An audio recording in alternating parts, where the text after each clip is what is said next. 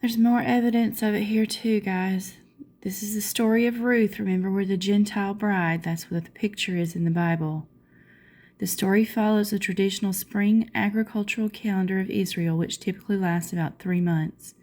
The barley harvest, which is the start of the story. Naomi and Ruth arrive in Bethlehem exactly at the beginning of the barley harvest. This occurs in early spring, late March to early April, okay? Coinciding with the season of Passover, the barley was usually the first cereal crop to ripen after the winter rains. Now, the barley harvest stops completely on May 1st, and that's the official start of the wheat harvest. This is continuation of it. Ruth gleans in the fields of Boaz through the end of both the barley and the following wheat harvest. The wheat harvest typically follows the barley harvest by 1 month, starting in May and ending around early June. The conclusion, the intensive labor period of roughly 7 weeks, ends around the Feast of Weeks or Pentecost Shavuot. Because of this timing, it is traditional for Jewish communities to read the book of Ruth during that holiday of Shavuot. So Ruth is a symbol, guys, of the first part of the Gentile bride, the barley harvest, which could leave as late as May 1st and still be counted as the barley harvest.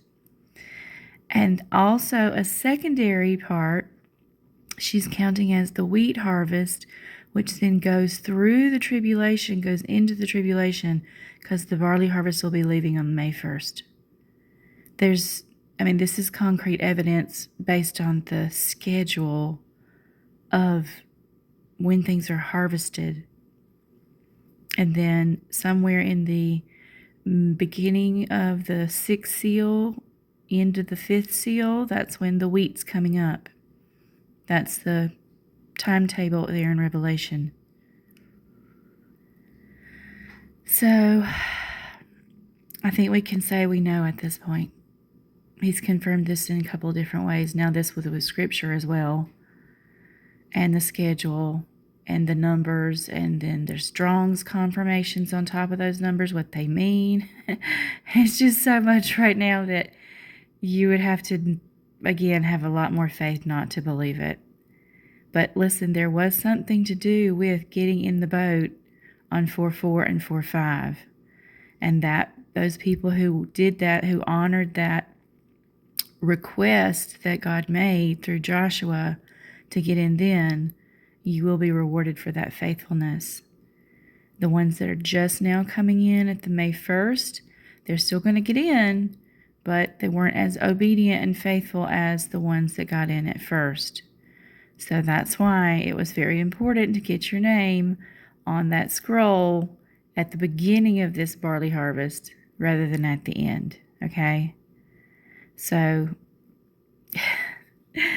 you guys need to get excited. This is the last appointed time that there is before the 14th day happens, and it can't go past this May 1st because then it wouldn't be the barley harvest, and we have that confirmed in Scripture as well, that it will be the barley harvest.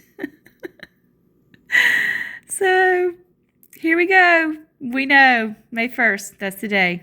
I love you guys. See you in the clouds.